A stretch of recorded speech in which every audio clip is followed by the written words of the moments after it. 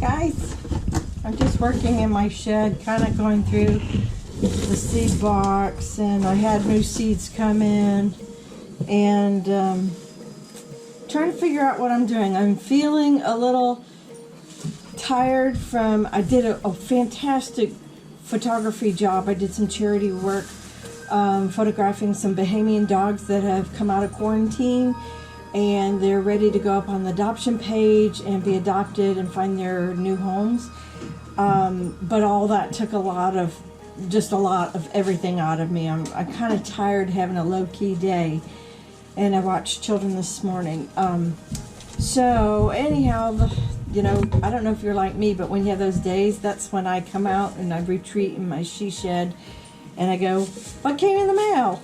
So let's go through that together a little bit. I found a whole bunch of seeds on sale for $1, and I can't resist. I don't know why, I just can't. So I got 4 packs of French breakfast radishes. I was gonna make that order anyhow from an online company, but you know, $1. Who can pass that up? Sorry about that. For $1, I'm set for the year. Buttercup seeds. I tried buttercups with last year's seeds and they didn't germinate, so I thought, let's try that again. I mean, $1. Come on, it's worth the risk for that. Oh, and onions. See, I was gonna order onions, and thank goodness I saw that these were there, because I mean, $1, and this is the right time of year for Florida gardeners to put onions in. This is the perfect time of the year, and they will go all year long. And so yeah, you always need onions, and I do have a bunch out there, but you know, I need some more. What else? Okay, let's see. Sweet marjoram, we just put that in. We'll go check on that in a little bit. Red acre cabbage, broadleaf sage, that all came in. And I put two different celeries out there, but you know, that's not enough for a seed addict like myself. So where'd it go? Here it is. Tango celery from Johnny's. That stuff I know was really good, worked very well in our weather. I'm just having a hard time, and it's probably my fault, but I'm just having a hard time.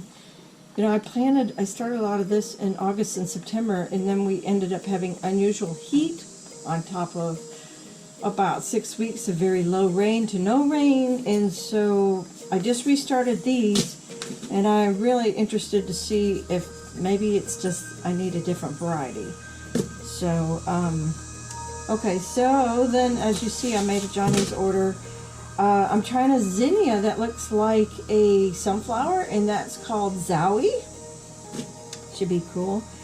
Phlox. I needed something low to make a little border. So we'll see. I don't know about if Florida is really where phlox thrives. But we'll try it in the winter because that's the best time to try things. So let it get established. I have 3 different straw flowers. Let me find the other one. So I pretty much got the rainbow of them. Not rainbow, but you know what I mean. I have a silvery rose that's going to look kind of antique-y. I got a copper red. That's the hardest, the darkest, I should say. And then I put an apricot peach. And so I'll probably do those in order and make like a pretty, I don't know, something, a symphony. Let's see. Oh, butterhead lettuce. I think one of these was on sale. This is Sylvester. And the flashy troutback, that was sort of like a green with the red speckles, if I remember right. And then you can't have green onions without purple onions. So this is a purple bunching, deep purple. Oh, and this is why, if you watched my last 4th part video of successes and failures, dead on cabbage was one of those. I went back and went, oh, I didn't grow that. I don't have any seeds left. So the whole order was because of this. And it's sort of ornamental looking. So that's what I'm doing there. Oh, leeks. My other leeks didn't germinate at all. The King Richards, and they're probably a couple years old. So for a quarter, I got these American flag leeks. Oh, and purple dark opal basil, because you can't have less than 5 basils in your garden. By the way, that cinnamon basil smells so good and fresh.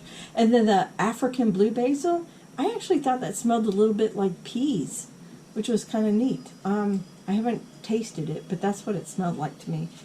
This is red rocket chili babies that I'm going to separate in here today.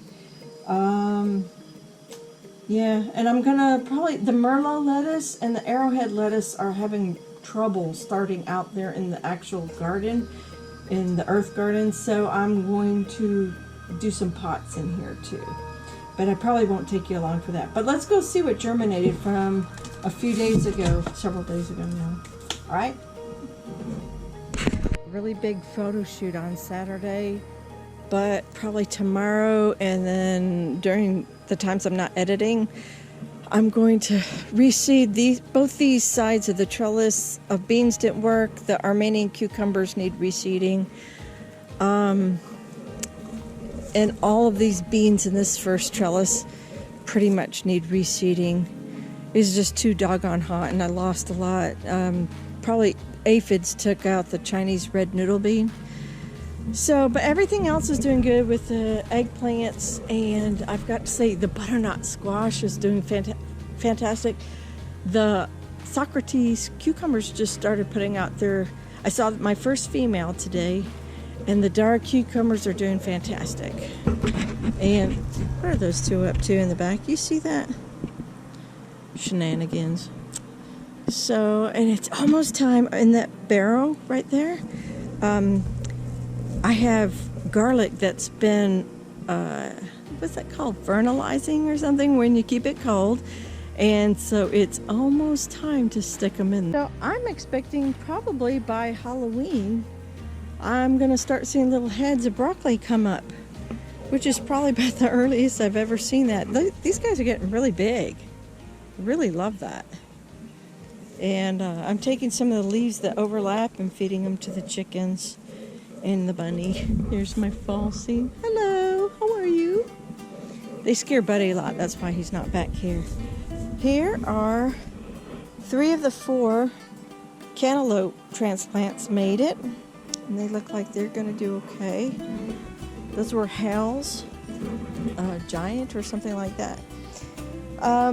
These, let's see, let me think about this. This was 5 or 6 of them. These were the patty pans, the Pattison Golden Mabry. So those are ready to go.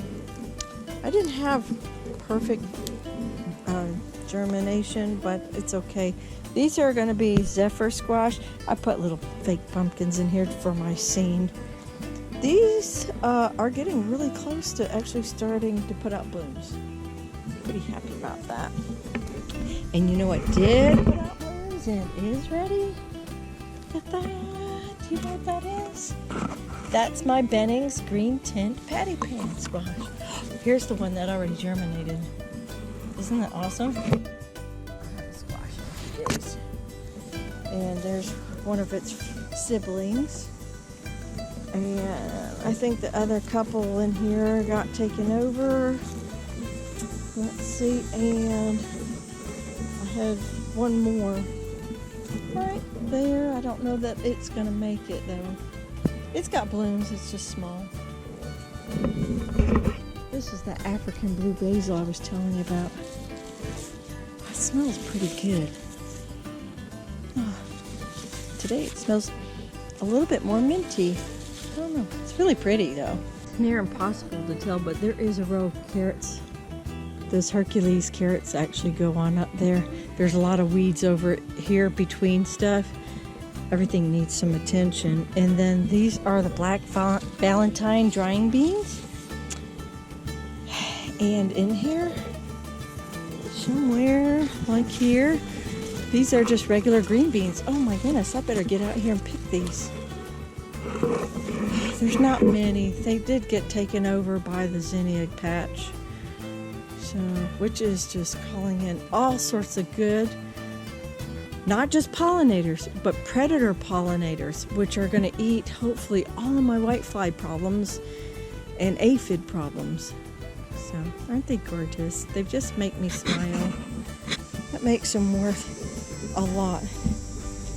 Have you ever heard of the water diamond paradox, where, you know, a diamond normally has more value than water, especially on the market, but if you were in a survival situation, that diamond would be worthless and the water be worth everything. So that's kind of what's going on for me. This smile and the peace that the flowers bring are very, very valuable. They've become my diamonds. This is my Brazilian flaming candle. Isn't it? Look at that. Can you see this? It's super cool. This plant is really, it loves heat. And it's done extremely well this summer.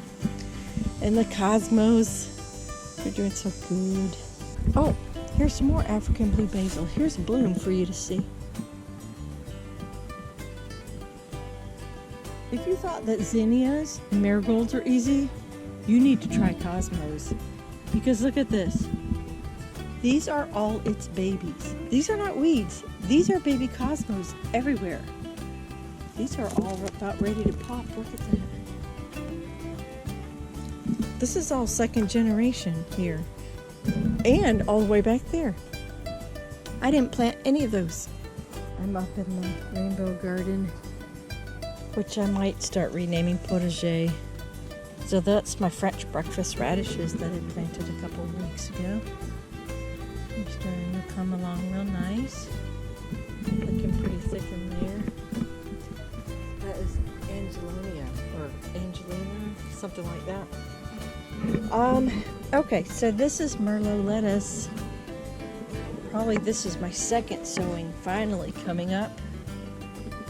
And it's success rate, but they are starting to kick in a little bit. I think they just don't like that heat.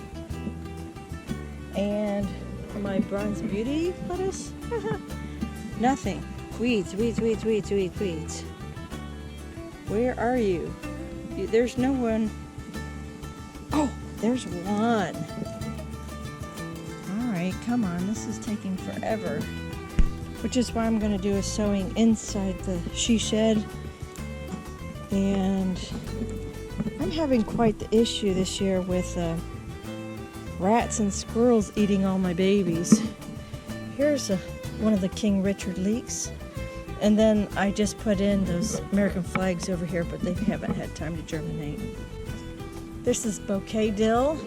Next to it is romaine lettuce, and that was intentional to put both in the same spot and just kind of give it a different look. The cannellinis did not produce good, and I blame myself for that because I think the heat got to them. And pretty much I'm just going to pull these and I'm going to put in more. I'm going to probably put new nutrition out here, but I'm just going to see. Look, they got either eaten by bugs. The bug pressure is still too great in the worst of the summer, or the heat and the lack of water.